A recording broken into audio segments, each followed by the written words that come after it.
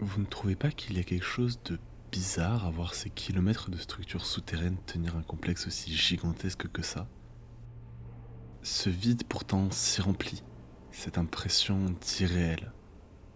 Vous trouvez pas qu'il y a un truc qui fait peur avec Portal?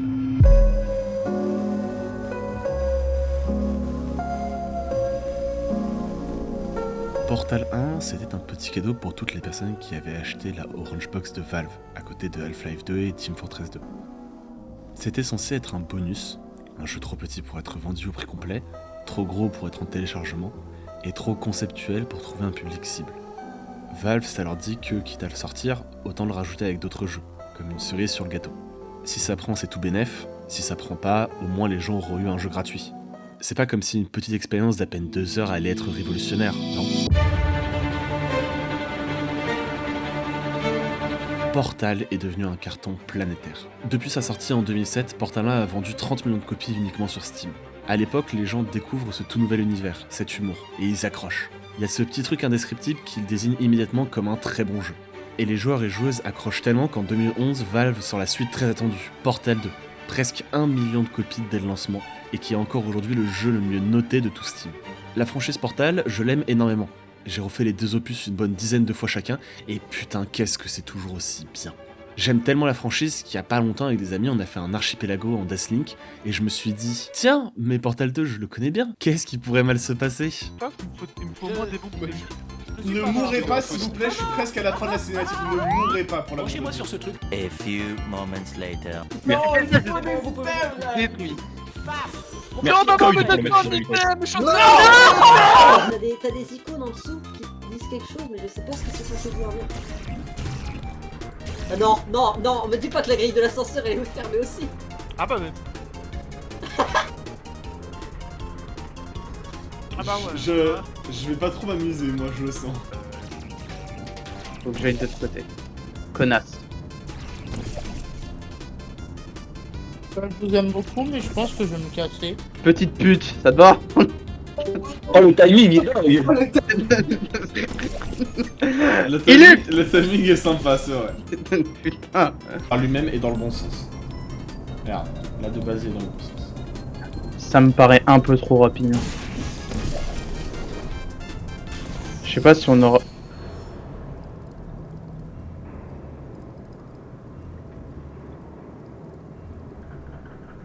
Ilug. Bref, j'aime beaucoup les Portals. L'humour me parle, le gameplay me parle, et l'ambiance me parle. Il y a une patte, une identité, une vibe qui est profondément Portal. Mais pourtant, il y a quelque chose de malsain qui se passe dans ce complexe. C'est un sentiment qui est partagé sur beaucoup de jeux du moteur source. Il y a cette impression de ne pas être parfaitement seul, d'être observé. C'est le cas avec par exemple Garry's Mod. Quand on se balade seul sur les maps du jeu, il y a une impression étrange d'être suivi. Mais ça arrive avec tous les jeux multijoueurs où on se retrouve seul. Les maps sont arrangées de manière à être jouées à plusieurs. Alors le fait de s'y retrouver seul donne l'impression de ne pas être à sa place, qu'il manque quelque chose. On a retiré tout ce qui fait leur force, les joueurs.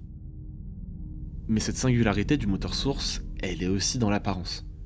Les années 2000, c'est une période où on expérimente encore avec les jeux en 3D, et où les rendus ne sont pas encore parfaits. Le Source Engine a des textures qui font très texture scalée réaliste, mais qui ne sont pas encore assez vraisemblables, encore trop artificielles pour que notre cerveau y croie complètement. Ça nous donne l'impression que quelque chose cloche, que tout n'est pas comme prévu. C'est le concept de la vallée dérangeante. C'est souvent le cas avec des robots qu'on essaie de faire ressembler à des humains, et c'est aussi un peu le cas avec les jeux sources. Si vous avez joué à quelques titres de Valve, vous voyez de quoi je veux parler. Pourtant, il y a quelque chose de plus dans Portal. Cet élément singulier, ce déclic. C'est un jeu solo, alors on ne devrait pas se sentir observé comme dans les jeux multi, si?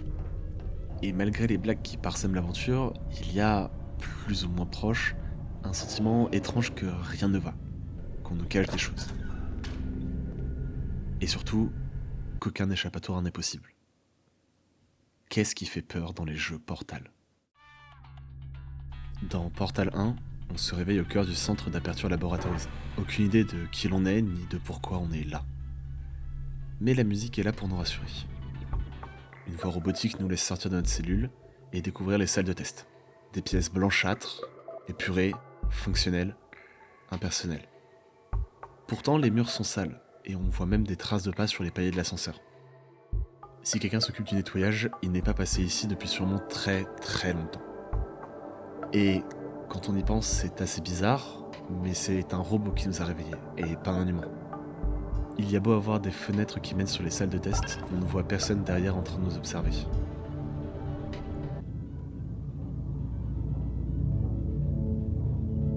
Où sont passés les gens ? On traverse plusieurs salles dans cette ambiance, accompagnés par GLaDOS qui nous lance des piques assez méchantes. Incroyable. Nom du sujet. Vous devez faire la fierté de... Vie du sujet. Des caméras de surveillance suivent chacun de nos mouvements, étudiant toutes nos actions.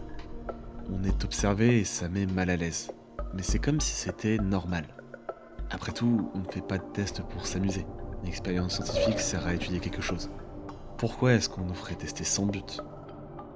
Ce qu'on remarque, c'est qu'il y a souvent des radios qui diffusent une petite musique d'ambiance pendant les tests, et avec lesquelles je peux me balader. Oh, je capte une fréquence ?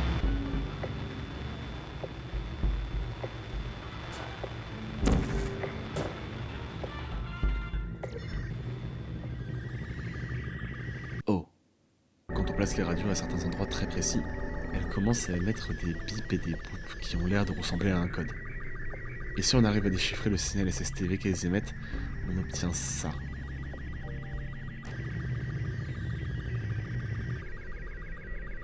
Qu'est-ce que... Le test 16 nous demande de traverser une salle remplie de tourelles.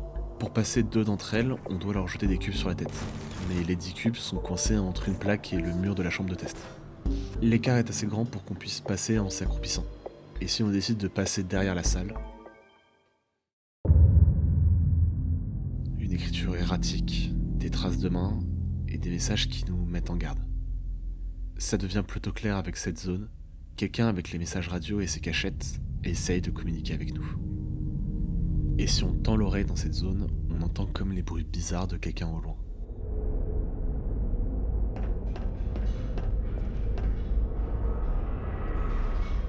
Est-on vraiment seul ici ? Attends, je me pose une question.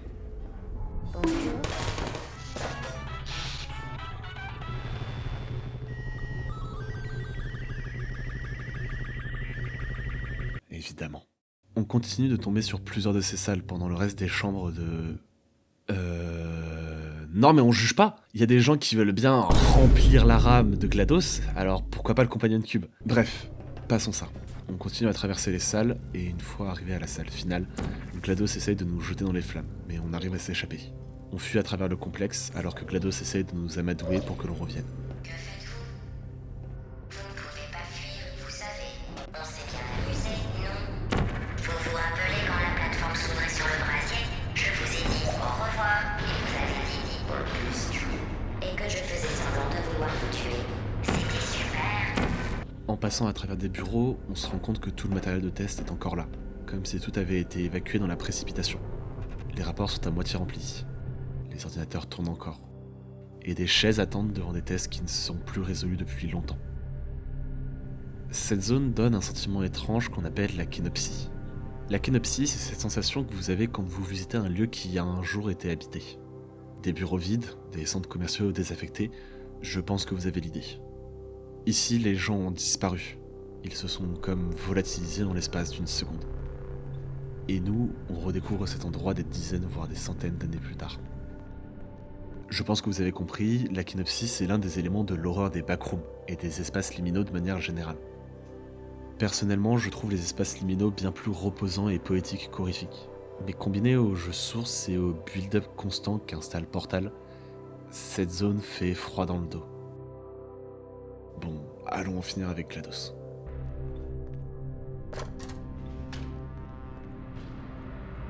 Le couloir brumeux qui mène à elle nous laisse entrevoir la réelle taille du complexe. Les couleurs, l'ambiance et les images de la vraie vie qui défilent sur les écrans, comme si GLaDOS essaie de tout apprendre le plus rapidement possible, c'est déstabilisant. Regardez la manière dont est GLaDOS. Alors oui, elle est imposante, on se sent minuscule comparé à elle, mais vous ne trouvez pas qu'elle ressemble vaguement à une personne ?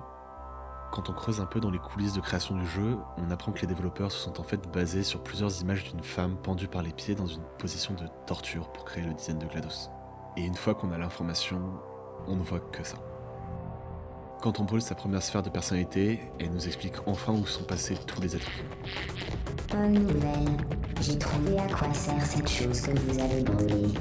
Il s'agissait d'un processeur de moralité, installé lorsque j'ai inondé le centre d'une neurotoxine mortelle, afin que j'arrête d'inonder le centre d'une neurotoxine mortelle. Installez-vous confortablement pendant que j'active les émetteurs de neurotoxine. Le centre n'est rien de plus qu'un gigantesque ossuaire. Il faut qu'on s'échappe. Alors on arrive à détruire toutes ces sphères de personnalité, GLaDOS se décompose, on s'envole dans une lumière éthérée sortie de nulle part, et c'est la fin du jeu.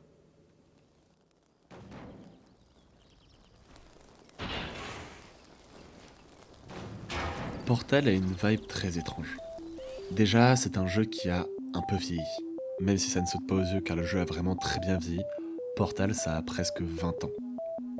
Mais c'est surtout toute l'ambiance écrasante, intimiste et claustrophobe des mêmes salles blanches en boucle qui fonctionnent très bien. On a l'impression de n'avoir rien à faire là. Et quand on se rend compte qu'on est peut-être suivi depuis le début, ça fait froid dans le dos. On parle d'un complexe souterrain gigantesque, labyrinthique, où une IA qui contrôle le centre a tué tous les scientifiques présents en les étouffant avec un gaz mortel. Et nous, Shell, on est sûrement le dernier cobaye de ce centre, forcé à réaliser des tests pour le plaisir d'un robot meurtrier, en étant épié par un survivant devenu complètement fou qui vit dans les murs du laboratoire et qui essaie de communiquer avec nous. Tout ça, on le comprend sans que le jeu ait besoin de nous le dire. Il narre les événements par l'ambiance qu'il installe. Portal utilise de la narration atmosphérique. Il nous le suggère, mais c'est nous qui faisons les liens. Et l'un des points aussi importants, c'est que Portal, c'est un tout petit jeu. C'est un jeu sans prétention, avec un concept fort, qui dès qu'il a fini n'a plus rien à nous raconter. Et ça nous laisse avec plein de questions, une envie d'en savoir plus, et surtout, des angoisses. Qui est cette personne qui vit dans ces cachettes ? Pourquoi GLaDOS a-t-elle décidé de tuer tout le monde ? Comment le centre peut-il encore fonctionner si elle est à l'abandon depuis des années ? Est-ce qu'on peut vraiment s'échapper ? C'est un sentiment qui, je trouve, disparaît avec Portal 2. Sorti 4 ans après le premier jeu, Portal 2 est bien plus complet et abouti que la première expérience de l'Orange Box. Je le trouve moins oppressant, le jeu se basant beaucoup plus sur son humour et son histoire que sur l'ambiance qu'il établit en toile de fond. Hé, par ici! Non! J'ai trouvé des œufs d'oiseaux là-haut. Je les ai lâchés dans le mécanisme de la porte. Ça l'a coincé l'office. J'ai... Ah! Viens! C'est aussi qu'un Portal 2 est un jeu bien plus ambitieux, avec bien plus de moyens, une plus grosse équipe et de plus grosses attentes. Ce n'est plus la cerise sur le gâteau qui était Portal 1, c'est le gâteau tout entier.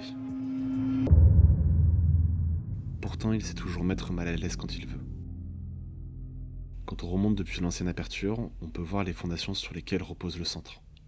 Des millions de kilomètres carrés de sol plat, des milliers de ressorts et de pylônes soutenant des milliards de tonnes de salles de test, et une étendue vraisemblablement infinie de pierres froides sur laquelle l'écho de nos pas rebondira pour toujours, comme un ricochet sur une mer inerte. La zone de l'ancienne aperture et les couloirs hors des salles de test pendant notre fuite avec Whitley ajoutent une nouvelle dimension à l'ambiance du centre, que Portal 1 ne faisait que suggérer jusqu'ici. Le centre est gigantesque, absolument titanesque. On en prend conscience quand on sort des salles de test et qu'on voit la mer d'acide qui inonde les anciennes mines de sel. Mais surtout quand on passe d'une sphère de test à une autre, suspendu dans les airs, gigantesque, on se sent minuscule. Et tout ceci sous nos pieds.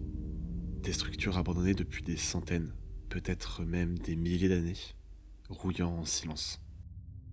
Cette zone est conçue pour vous rendre mégalophobe, pour que vous preniez conscience de la prison qu'est le centre, et surtout, de votre insignifiance. Vous n'avez aucun échappatoire. Et même, s'il existe une sortie, un après, qu'est-ce que ça peut bien être ? Est-ce qu'il y a encore quelque chose dehors ? De la vie, alors que des milliers d'années se sont écoulées entre le premier et le deuxième jeu ? Qu'est-ce qu'il y a de plus que le centre ? Reste-t-il juste autre chose que le centre ? C'est ça, le dernier point de l'horreur de Portal. Nous sommes seuls. Seuls face à GLaDOS, seuls dans les salles de test, seuls devant l'immensité d'un laboratoire au couloir infini. Nous sommes la dernière représentante de l'humanité, mis à mal par une IA surpuissante qui se délecte de nous voir échouer. Nous sommes condamnés à périr ici, oubliés, sans aucun espoir d'un jour trouver le salut. Portal, si on en gratte la surface de jeu puzzle, l'ambiance futuriste et l'humour noir, on tombe sur son vrai propos. La claustrophobie et le gigantisme. La désolation après une grande catastrophe. Et surtout, la relation entre l'humanité et sa création. GLaDOS est une manifestation de plus de l'hubris des hommes. À vouloir créer une forme d'intelligence supérieure, on a fini par la laisser glisser entre nos doigts, et elle a réussi à prendre le pas sur nous et à nous détruire. Dans Portal, nous sommes condamnés à nous battre contre un ennemi dont nous sommes les créateurs, et qui restera, après notre extinction, la dernière trace de notre existence. Mais ça, c'est juste de la fiction, pas vrai.